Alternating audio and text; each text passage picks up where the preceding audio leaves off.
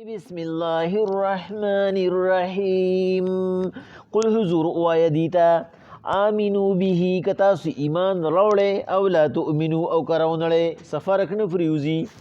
ان الذين بشک هاغه کسان اوتو العلم من قبله چې پویا وته ورکړې شوی د مخکستا سنا چې د يهودو او د عیسایانو مشران او امامان دي اذا یتلا علیهم کله چې اولستی شي پاغي باندې قران یخرون للاذقان سجدا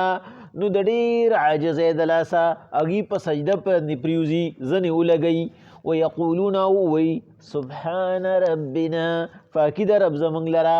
ان كان وعد ربنا لمفعولا بشك وعد رب زمنگ پورا کیدون کلا ويخرون للاذقان اغيزني اخي پزمکا یعنی پسجده پراتی یبکونا چجاڑی ويزيدهم خشوعا او د قرآن په اوریدو باندې د اغي عاجزی نورم سیواشي قل ادعوا الله او ادعوا الرحمن حضور اوایا دیتا کتاسو رب خپل په الله بلے او که پر رحمان ایمن تدعو پا اریون میچ بلے فله الاسماء الحسنى دا غد پار خکل صفاتی نمون دی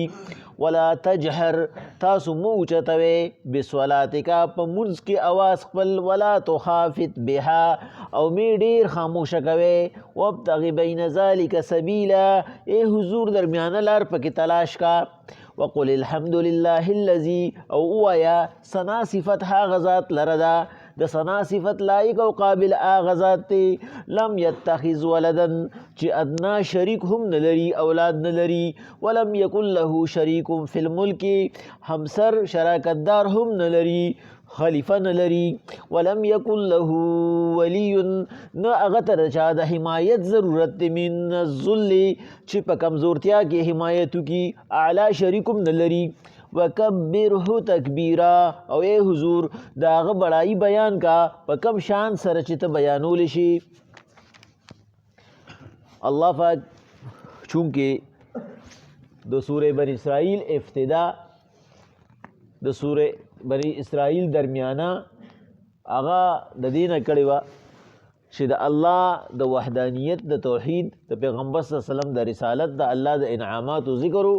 او د الله پاک وحدانیت آغا په اوچت شان سره بیانولو په دې وجه الله پاک دغه اهتمام هم په داسې طریقه باندې کوي چې مفسرین په دې باندې متفق دي چې د الله پاک د وحدانیت د بیانولو د پارا د سورہ بنی اسرائیل د آخری آیات دا کافی دی چې الله پیغمبر صلی الله علیه وسلم ته وی قل الحمدلله الذی پدې کې الله پاک د خپل ذات سره د هر یو سیز نفي کړی دا الله پاک دلته کې پدې اخیری روکو کې زیات زور هغه د خپل وحدانیت باندې راوړی دی الله پاک وی پیغمبر علیه الصلاۃ والسلام قل دی ته وایا آمنو به او لا تؤمنو چاته وایا د دې دور مخاطبین چې کوم دي چې یو مشرکان دي او دویم يهوديان دي دي ته وایا چې آمنو به او لا تؤمنو که تاسو ایمان دروړې په الله داغه په کلام او پیغمبر او کراونړې په دې باندې فرق نه پریوزي دین تر دې ضرورت نشته چې ته زور پسې اوټ پول کوم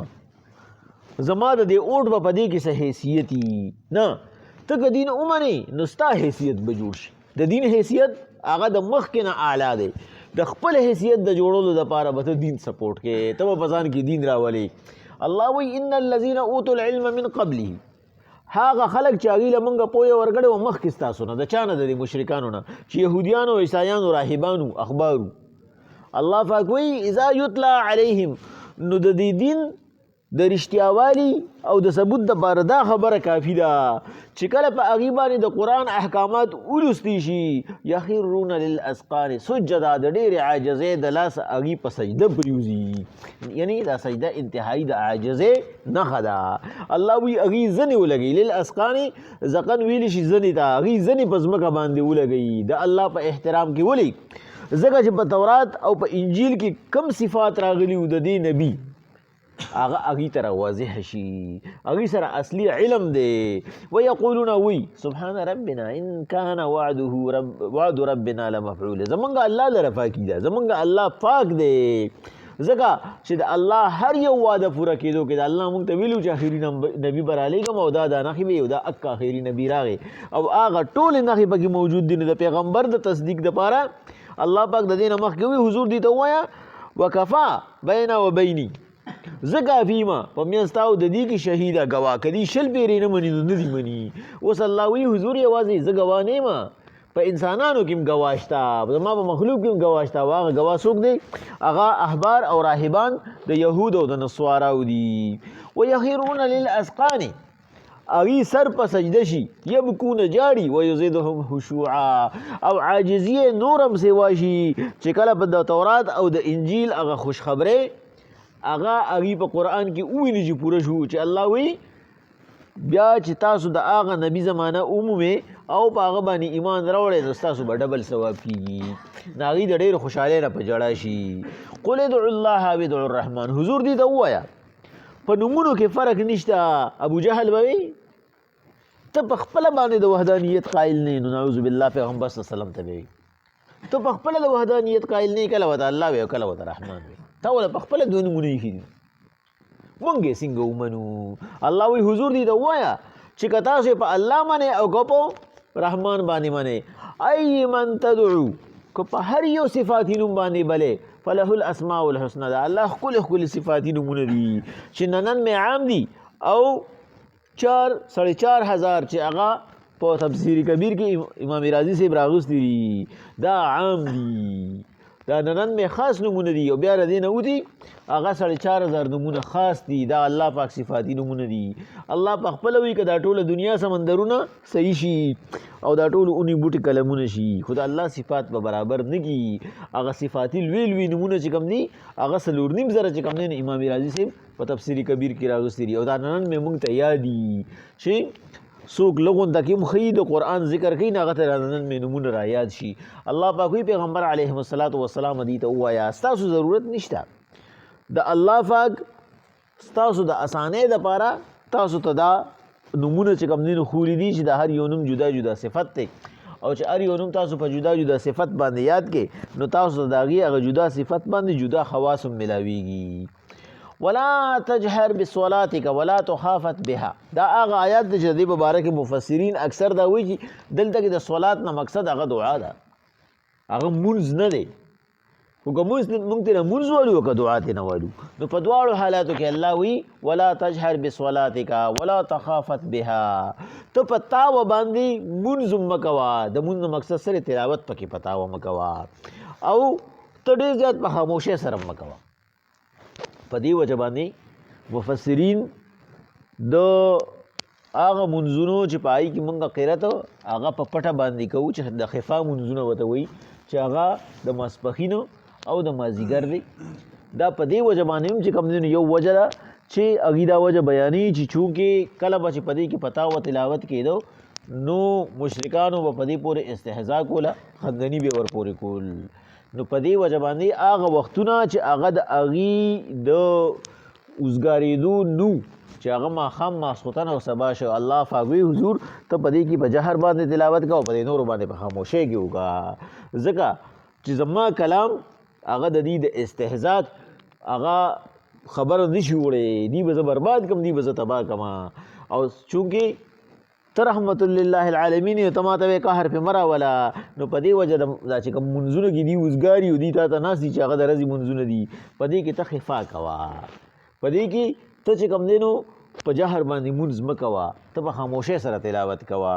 او دا چې کومو کې د دې خطره نشته لکه ماښام ماسخوتن دی په خپل لهو لعب کې لګیا یا د سارې مالې دي چې کوم دی نو غافل نو خیر دی دی کې په تاوه باندې کوه. نو دلته الله پاک وایي پیغمبر علیهم الصلاة والسلام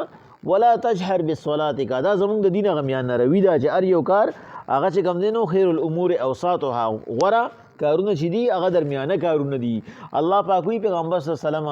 ته جهر مه کوه په تلاوت کې را تلاوت ډېر په چغه باندې مه کوه چې دی په دې کې خپل چې کوم دی نو هغه شیطاني حرکات نه شاملوي. ته دعا ډېره په تیزه باندې مه غواړه ځکه چې خلک څوک به مونځ کوي څوک به یو کار کوي څوک به بل کار کوي څوک به د دین په بل کار کې مصروف وي نو د هغوی په هوشو حضو کې به فرق راځي. خطاب هغه صدر جلسه ته دی چې مونږ لکه عام طور باندې وایو او مقصد ته نه ټول عوام دي. پیغمبر صلی الله علیه وسلم خو به داسې نه کول. مقصد دا خپل امت لدا یو قسم دغه ورکه تعلیم ورکا چې هغې کلم داسې وخت کې تلاوت کوي چې کوم وخت هغه د مونځي نو هغې دې په خاموشۍ سره په مدم آواز باندې کوي. او بل ولا تخافت بها، ډېره خاموشي مه کوه چې شونډې دې بیا بالکل نه خوځي، ځکه چې د زړه هغه وینا هغه په تلاوت کې نه راځي. تلاوت په هغې کې راځي چې د هغې الفاظ ادا کېږي، نو د هغې جدا ثواب دی، د هغه الفاظو د ادایګۍ جدا ثواب دی. شونډې پرې خوځوه چې ته خپل اواز په خپله باندې اورې. داسې مه کوه چې بالکل ته خاموش یې. وابتغ بین ذلک سبیلا، یو درمیانه لار ورته وباسه. هغه درمیانه لار څه ده چې نه ته چغه وخې نه ډېره خاموشي اختیارې. نو مقصد دا دی په مدم اواز باندې ته دعا هم غواړه، په مدم اواز باندې ته ذکر هم کوه، او په مدم اواز باندې ته تلاوت هم کوه. وقل الحمد لله الذي، او حضور اوایا، چاته اوایا؟ د خپل امت ته دی اوایا چې ټول ثنا صفت هغه ذات لري. لم يتخذ ولدا، چې د هغه ادنا شریک هم نشته. دا اولاد دا ادنا شریک دی، د ټولو نه وړوکي شریک هغه خپل اولاد دی. چا د بنده په خپل کنټرول کې نو دا دي چې وایي نعوذ بالله چې د الله اولاد دی، عیسی علیه السلام دی، فرشتي دي، پیریان دي، پیران دي، یا بل څوک دي بل څوک دي. نو ورته ووایه چې الله په خپله د خپل اولاد نه نفي کوي. ولم يتخذ ولدا، ادنا شریک هم نشته، اولاد یې نشته. ولم یکن له شریک فی الملک، او هغه سره په بادشاهۍ کې څوک شریک نشته، یعنی د هغه برابرۍ والا هم د هغه شریک نشته، نه ادنا شته نه د هغه برابرۍ والا شته. ولم یکن له ولی من الذل، او نه د هغه دپاره د حمایتي ضرورت دی. ولم یکن له، او نشته دی ضرورت ولی د هغه د حمایتي من الذل، چې کله هغه کمزوري شي،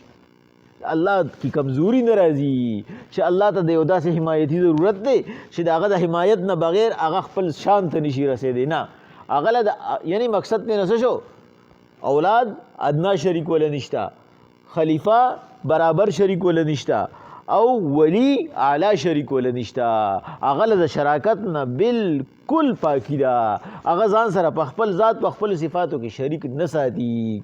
وکبره تکبیرا، او ای حضور ته د هغه بڑائی بیان کا په لوی بڑائی سره څومره چې ستانه کیدی شي، نو ته د الله پاک د شان موافق کوشش وکړه. تانه چې څومره کیدی شي نو د الله پاک په اعلی صفاتو باندې یاد کا، د الله پاک اعلی صفات هغه مخلوق ته بیان کا، او د الله پاک طاقت او د الله پاک د قدرت نه خبر کا. نو چې کله مخلوق د الله ر طاقت او د قدرت نه خبر شي او د هغې زړه ته کوز شي، نو هېڅ چړي به هغې بیا دنیایي څیز ته هغه تمه او د دنیایي څیز نه امید نه لري. بیا به هغې د دنیا ذمواران نه جوړوي، بلکې ذموار به صرف الله وګڼي. مقصد دې نه څه شو؟ دا د پویه بنده کار دی چې هغه خپل اولاد ته، خپل دوست ته، خپل چاپېرچل کې هغه له اول نه چې کوم دی نو د الله بړایي بیان کړي چې د الله ذات څومره لوی دی، چې زما په ذهن کې زما نه څومره کیدی شي چې هغه بیان کړي، او د پیغمبر د سیرت نه خبرې کړي چې دا پیغمبر څوک و، د پیغمبر زموږ دپاره څه کړي دي، د دې پیغمبر د الله سره کومه درجه وه، او د الله پاک د دې پیغمبر په باره کې څه وایي چې دې ما دنیا ته په کوم حیثیت باندې درلېږلی دی. یو ځای کې الله د پیغمبر په باره کې وایي دا زما بنده دی، او بل ځای کې الله وایي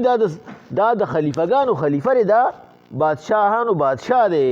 یعنی هغه اعلی مقام هم د دې پیغمبر دی او هغه ادنا مقام هم د پیغمبر دی، خو د الله پاک په مقابله کې ادنا مقام د بنده په مقابله کې نه. د عام بنده نه د پیغمبر ذات هغه ډېر زیات اوچت دی، ځکه چې هغه معصوم دی. نو الله پاک دلته کې چې خپله بړایي بیانوي، الله پاک ته د الله ذات ته د دې خبرو ضرورت نشته. دا زما ستا هغه تعلیم دی چې د انسان کامیابي په دې کې ده چې دې خپل ځان بنده حساب کړي، او هغه بادشاه د هغه د بادشاهۍ هغه صفتونه بیان کړي، او د هغه د بادشاهۍ هغه صفتونه چې کله بیانوي نو هغې به هغه محکم کېږي چې کله د پیغمبر هغه شان ورسره بیان کړي. د پیغمبر د شان نه به د الله پاک هغه شان هغه ډېر واضح شي. بسم الله الرحمن الرحیم. قل حضور ووایه ورته آمنو به، که تاسو ایمان راوړئ. او جی بالکل سجده تلاوت پکې شته ښه جي، او جی سجده تلاوت لاول نه چې وځې نو کې بیا یېرېږي. بالکل اسانه ده، یوه سجده را که نیت چاله ورځي ډېره ښه ده، که نیت نه ورځي نو نیت د زړه او صرف درې بیرې پکې سبحان ربی الاعلی د سلام ګرځول پکې نشته. قل حضور اوایه وته امنو به ک ایمان راوړې تاسو او لا تؤمنو یا کرونړې ان الذين بشک هغه کسان اوتو العلم من قبله جستا سن مخکې وته مونږه پوهه ورکړې د اذا یتلا علیهم کله چې پاږي ولستي شي احکامات د قران یهرون للاسقان سجدا ډېر عاجزې د وجنه سجده ولګي ويقولون وی سبحان ربنا پاکی د رب زمنګ لرا ان کان وعد ربنا زک وعده د رب زمنګ چې دا لمفعولا شوی دا ويهرون یعنی پورا شوی دا ويهرون للاسقان او دی سرپسیده شي یبکونا چې جاړي ويزيدهم خشوعا د قران آیاتونه د دې عاجزي نورم سیوا کی قل ادعوا الله وادعوا الرحمن حضور وتوایا کتا سو پنوم د الله بلنه کوي او کد رحمان ايمن تدعو فله الاسماء الحسنى فكم نمیم شرا بل الله د پاره کل صفات نمونه دي ولا تجهر بصلاتك تمو چتا و आवाज ډیر پمونس کی ولا تخافت بها مه بالکل خاموش کیگا وابتعي بين ذلك سبيلا درمیانه لار پکې وګورا وقل الحمد لله الذي اويا پیغمبر علی السلام چې ټول سنا صفات هغه ذات لري لم يتخذ ولدا چني اولاد نسل دي ولم يكن له شريك في الملك نو سره بادشاہ په بادشاہي کې شریک شتا ولم يكن له ولي من الذل نو ته د حمایتي ضرورت شتا چې دی کمزوري شي وکبره تکبیرا او ډیره بڑای ول بیان کا قل حضور اوه وت امنو به